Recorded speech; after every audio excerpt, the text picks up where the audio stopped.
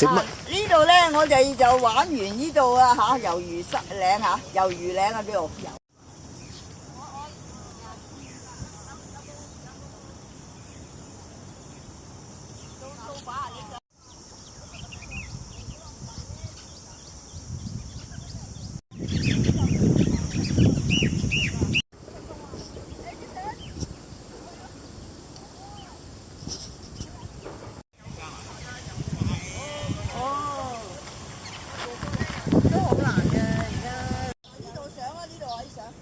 最舒服嘅呢條路，你一日第日可以行呢條，上到去就係我哋頭。